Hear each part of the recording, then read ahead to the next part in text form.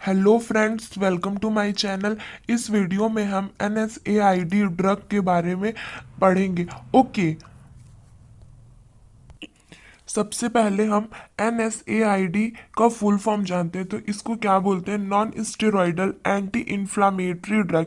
ये क्या है? Non steroidal anti inflammatory drug है। और ये क्या करता है?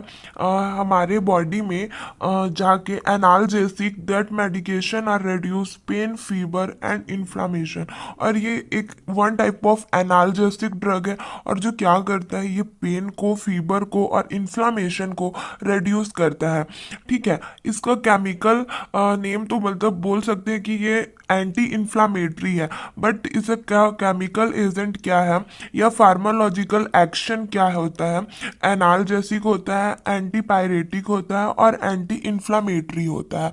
ओके, एनाल्जेसिक क्या होता है? यह ऐसा ड्रग सब्सटेंसेस या कंपोनेंट होता है जो हमारे बॉडी के किसी भी पार्ट में अगर पेन हो रहा है तो ठीक है, तो ये पेन के परसेप्शन को क्या करेगा? रिवर्सिबल तरीके से इनहिबिट करेगा और ब्लॉक करेगा।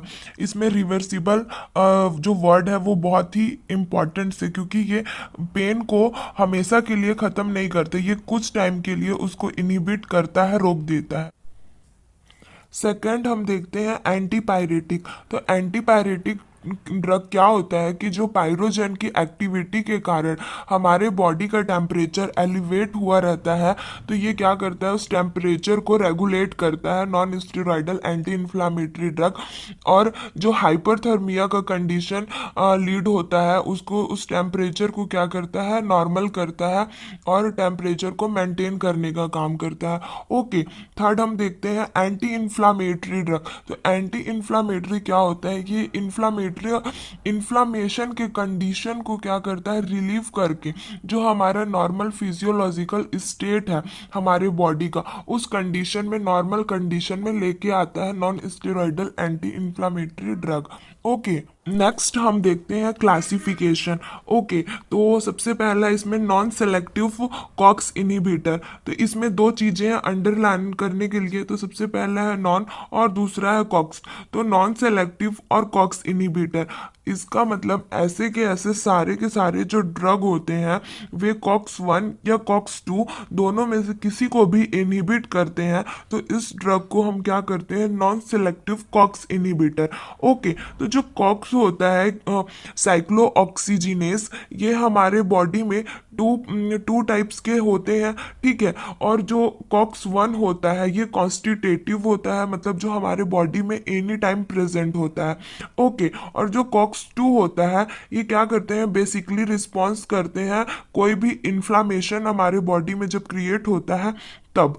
तो ठीक है, तो इसे ही इनहिबिट करने के लिए हम क्या करते हैं? Non selective COX inhibitor drug provide करते हैं।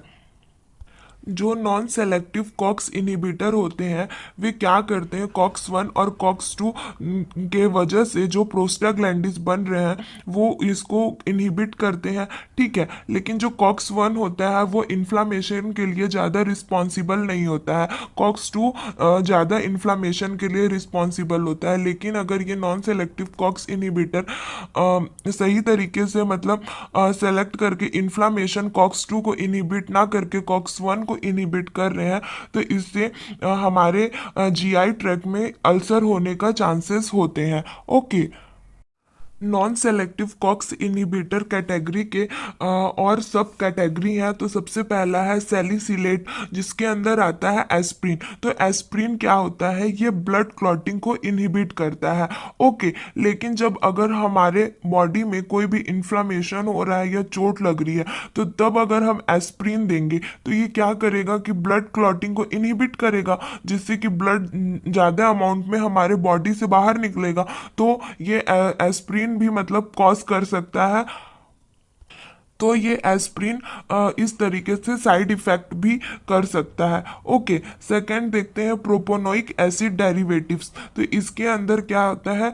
इबोप्रोफेन, नेप्रोक्सेन, फिनोप्रोफेन। ओके, थर्ड हम देखते हैं फिनामेट्स। तो फिनामेट्स के अंदर बहुत ही इंपॉर्टेंट ड्रग आते हैं जो कि है मेफेनामिक एसिड और दूसरा है मैक्लोफिनामिक एसिड। ये दोनों ड्रग बहुत ही इंपॉर्टेंट है जो रिप्रेजेंट करते हैं NSAID non steroidal anti inflammatory drug को।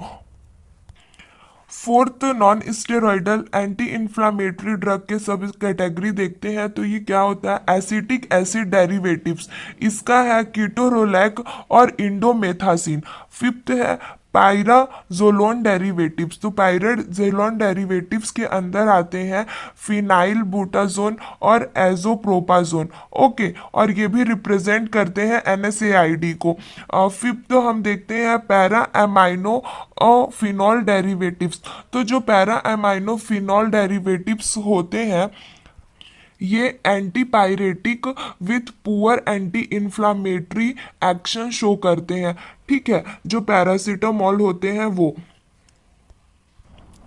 Second non steroidal anti inflammatory drug का जो सेकेंड कैटेगरी है वो क्या है प्रिफरेंशियल कॉक्स-2 इनहिबिटर।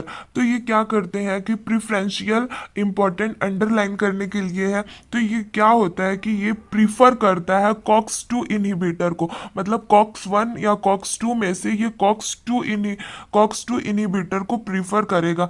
ठीक है, और इनहिबिट करेगा कॉक्स-2 को।